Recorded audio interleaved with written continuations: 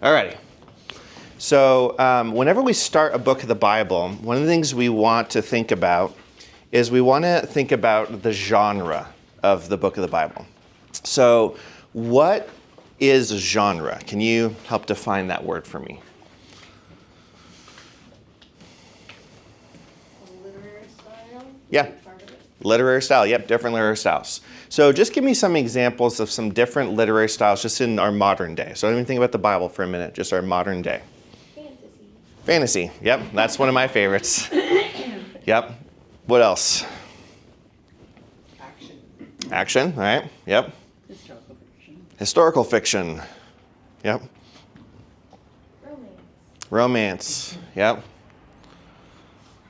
Biography, newspaper article, poem, right? I mean, we could think of all kinds of things. Now, the thing about genre is that genre is kind of like different fruits, where you have these different fruits, all right? So this is an apple, a banana, and a pineapple, in case my drawings weren't quite clear. But they're all fruits, right? Yet you don't eat them the same way, right? Like I'm guessing none of you take a pineapple and just take a huge bite out of it, right? Like you have to cut off the edges, right? You peel a banana, right? But an apple you can just bite into, right? So every fruit, even though they're all fruit, they need to be engaged with a little bit differently because they are different. And the same way with genre. It's all literature, but we are going to interact with them a little bit differently, just like we'd interact with fruit differently. There's kind of different rules to it. So for example, if you picked up a book and the first words were once upon a time, what genre is it? Fairy tale, fantasy, right? Yep. And are you expecting this to be a historical retelling of some event? No. You know right away, just because of those opening words, right? That's kind of like a rule in this, right? Now, on the other hand, if you open up a book and it said, on January 26, 1961, Wayne Gretzky was born, and he would go on to become the greatest hockey player of all time, what genre was that likely? Biography, right? Now, would you expect historical accuracy and precision in that? Yeah, right? Because of the genre. So genres bring with them certain rules that most of the time we just intuitively know and that we kind of bring to the table, right? Here's an example I love to kind of bring. Here's two different genres, conversation versus a newspaper report. So how many people do you think were at the last Packers game? Just take a guess. 78,000. 78,000. Now, can you imagine if Carl was telling me, I was at the last Packers game, there were 78,000 people there, and I was like, liar! There are 78,122 people. I read it in the newspaper. You'd be like, no, Carl wasn't lying. Like in everyday conversation, we round and that's perfectly fine. But in a newspaper account, I would expect them to give me the exact number. Why? Because the genre's different. Carl's not lying, he's being truthful, but truthful in the genre of everyday conversation, which understands we round a little bit, right? So it's really helpful to understand this because when we come to the Bible, we have all these different genres, and we sometimes have the tendency to read all of them the same. And we forget that there's lots of different genres in the Bible, and they all need to be read just a little bit differently. They're all true, right? But they just communicate that truth a little bit differently. And the big difference here is between what I'll call symbolic telling of truth versus literal, all right? So literal is very easy to understand. Literal says, this is a chair. And what I mean by that is, this is a chair, right? It's like a one-to-one correlation between language and reality. Symbolic communication is like, the Lord is my shepherd. He's not literally our shepherd because we're not literally sheep. But is it true? Absolutely. But what the advantage of someone's communicating symbolically is you can say a lot more with less words, and also tends to draw in our emotions. So for example, when I say the words, the Lord is my shepherd, how many of you even got a picture in your head that popped in? Yeah. What came to mind when you heard the words, the Lord is my shepherd? What does that convey? Comfort? Care. What? Care. Care, yep. Action. Protection, yep. What? Provision. So think about it. You guys just threw out a bunch of words. Can you imagine if instead the psalmist had said, the Lord will care for me, the Lord will comfort me, the Lord will provide for me, the Lord... That's all true, but in just saying, the Lord is my shepherd, it's like you can communicate all of that with emotional and image, all with a few words, right? And I think this is really important to know because sometimes in our modern Western world, we tend to think symbolic means false and literal means true because we're driven by a very sciencey mindset. And that works for the science world, but in the real world, we communicate all the time symbolically, and it's still true. So for example, if I said, I have a million reasons why you shouldn't do that, you all know exactly what I meant by that, right? I have a lot of reasons, right? No one would be like, well, you're lying, Michael. You only gave me, 999,000 reasons, right? I'm communicating something, and there's a reason why even I use that language, right? So let's just think about some different genres in the Bible and try to plot out where they are on this symbolic, literal kind of spot. Are they more generally communicating literally or more symbolically? So pick a genre of the Bible. Poetry. All right, where does that go? Way over in symbolic. That's right. Yeah. Right? And this is helpful to know because when Psalm 19 says the sun runs across the sky like a bridegroom, that doesn't mean we have to say, well, now, the Bible tells us the sun revolves around the earth, and so science has to be wrong. No, he's not communicating with that. He's just describing what he sees, right? And he's using this image, right? So that's helpful to know. All right. Outside of poetry, what else do we have? Prophecy? Now, where would that kind of be, you think? The exact opposite of poetry. Now, so don't think about fulfillment. Think about the language the prophets use. Somewhere in the middle. I'd put it in the middle. Because sometimes the prophets are very little, right? Like, you are committing adultery, don't do it. But even half the time when they talk about, idolatry, they're like, the Lord your God is a husband to you and you've been unfaithful to him. What is that? It's symbolic language, right? And the prophets use symbolic language a lot, right? So maybe we'll put them in the middle. What else? History. Okay, where would that be? Yep. So history. Yep. Good. So that's, some of the, obviously, Old Testament history books. The Gospels would fit under that. Yep. Anything else? Parables. Yep. Where would that be? Symbolic. Yep. Symbolic. Okay. What other genres do we have?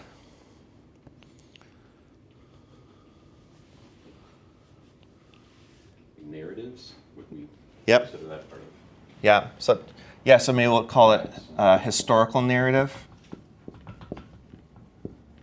which is because it's interesting that most of the history of the Bible conveys is in a narrative form. So I don't mean it's fake or made up. I just mean it's told in the form of a story, which actually is very unique. Most ancient Near Eastern peoples told their history in the forms of epic poems, which is interesting. So the Bible's a little bit different that way. What about the book of Deuteronomy? What genre is that?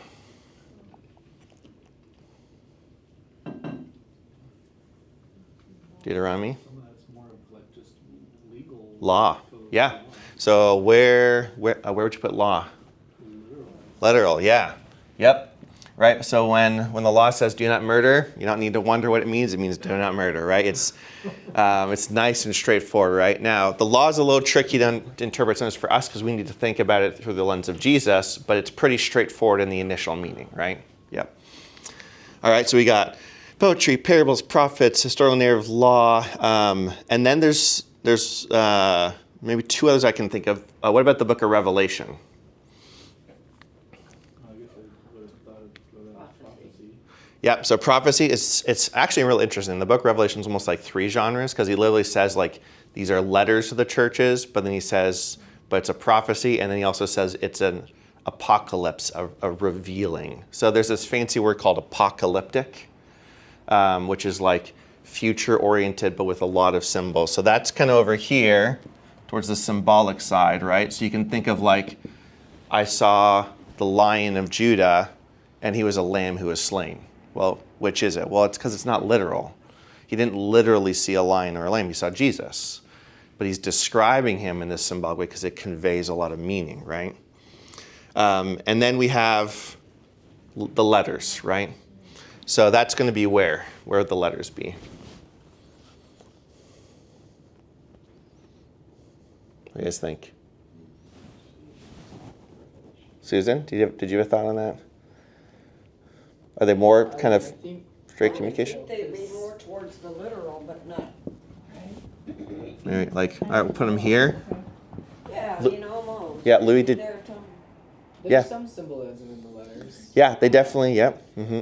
For example, the whole lukewarm water Yeah, is what I always think about. yes, yep, you're right. So, yeah, and that's such a good point is like within a book, they'll sometimes have multiple genres within a book. So even if you think about a gospel, it's mostly historical narrative, but there's some parables thrown in. There's also some teachings of Jesus, which probably fit more like a letter, just some straight up teaching, right? So you can have multiple genres. But generally there's like a main genre you have when you're encountering this, right? So the book of Titus that we're going to look at today, what genre do you think the book of Titus is? It's a letter. It's a letter. All right. So let's think about letters. What should we be paying attention to with the genre of letters? If you think about, okay, if I want to understand the genre of letter, what are some things I'm going to need to know? Who is it from? So the author, and then you said, who's he talking to, right? The audience, right? Yep. Purpose. Purpose of writing, good. I really think those are the main three things you kind of want to know when you're reading a letter, right? And so what that tells us here is that with letters especially, context matters, right? Context matters for a letter. And let me just give you a quick example. All right, imagine the difference between reading these two things, all right? The phrase you read in a letter is, today was the worst day of my life, all right? Now, in situation one, it's a middle schooler writing to their middle schooler friend. What do you think happened that they wrote, today is the worst day of my life? Because they got in trouble. They got in trouble, yeah. Cooling. Yeah, I was gonna say they spilled their food. They spelled their food, right? Yeah, all right. So you read that. All right, now, take that same sentence, today was the worst day of my life. I'm just going to tell you that it's dated September 11th, 2001, New York City. That hits home very differently, doesn't it? Same words, exact same words. The context makes all the difference, right? And this is really important because context matters. We so often think at just the level of words or even a sentence, but context matters. I think deep down we know this because if I say the word bank, what does that mean? Well, without context, no, right? I could say you can bank on it. That's one meaning. If I said, let's go to the bank, that's something different. What if I said, let's go to the bank to wash our clothes? Riverbank. What if I said, let's go to the bank to deposit money, right? But again, the context matters for understanding things, right? So we want to understand, one of the big things for letters is understanding the context of the author, the audience, and the purpose. If you want to flip over your page, this kind of ties in, and some of these principles kind of tie in each other, but I have a second drawing here to think about context, and it's just an image of a TV screen, and then you've got these boxes over here that represent different scenes in, say, a movie. And it's the idea of what happens if you walk in 2/3 of the way through a movie. You don't know what's going on, right? You don't know who the good guys are, who the bad guys are, what the problems are. You're lost, right, without understanding the context. And so we always want to make sure when we're studying scripture, and especially a letter, that we slow down to figure out the context. Now, it sounds well and good, but here's kind of the question. How do we figure out the context, right? Because that's really the actual practical question. How would you figure out the context of the letter of Titus? And your answer can't be a study Bible.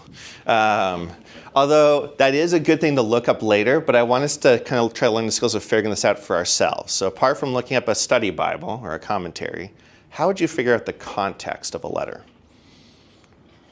Ask yourself those questions would be Yeah, you used to ask these questions, and then where would you go to find the answers for those questions? Mary Beth? In the book, right. So one thing we can do is read the letter for clues, right? So sometimes even before like doing a deep dive study in the book, I'll just read the whole letter in one shot, only looking for these types of clues. So I can start to get a rough idea of what's going on. Where else might we look for clues as to the author or the audience? In a commentary, that's true. So one thing I often recommend is if you're reading it and you're like, okay, I've done my best effort, but I still feel I'm a little stuck, now go to the commentary. And here's why it's good to go to the commentary Bible study second. The human brain learns better by doing things than just reading. So if you just go to a commentary or Bible study and read it, you're going to forget it. If you take even 10 minutes to read the letter and try to look for the clues, and then you look at the commentary, it'll stick longer, right? And you're also building up that skill of starting to notice those things for yourself, right? But if I want to know about Paul, where would I go to learn more about Paul within the Bible? The historical part. So what book in the New Testament is the historical book to help us learn what's going on behind the letters? Acts. So we want to read Acts, all right? And like here's where, a lot of Bibles have little cross references on this, or you can like online, even something as simple as like BibleGateway.com, or even just like if you have a Bible app on your phone, you can just search for a term and it'll show you everywhere that term shows up in the Bible. So for example, you could say, I don't know anything about Paul. I don't want to read the whole book of Acts. I'll just search Paul and see where does he pop up in Acts and read those sections, right? Or, hey, this is called Titus. I wonder who this Titus guy is. Maybe I'll just look up Titus and just search where does Titus pop up in the Bible, right? Sometimes we can also get clues from other letters, right? That's probably like a little bit less, but the main thing is you're going to start by reading the book itself for clues, and then you're going to say, hey, maybe I should search some of these key people or places or terms and see if they pop up in Acts to help fill out the picture, right?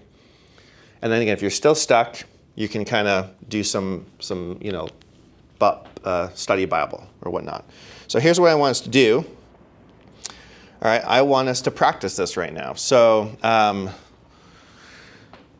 order to make sure everyone talks, let's try to break up into maybe 2 groups, okay? I mean, you can scoot away from each other so you can try not to listen in too much. But what I want you to do is skim read the book of Titus, and I want you to like maybe make up 3 columns, like you can just jot on your page. And what can you learn about the author, the audience, and the purpose for writing? So like what's like the situation that's going on that's causing the letter to be written? That's kind of what the purpose is, right? So you might get clues that there's problems happening or certain things going on. Well, what can we learn about that? All right? So just skim read the book in kind of your groups and jot down everything you can in those 3 columns, all right? Then we'll come back and kind of talk about what kind of we've learned about the context of the book of Titus.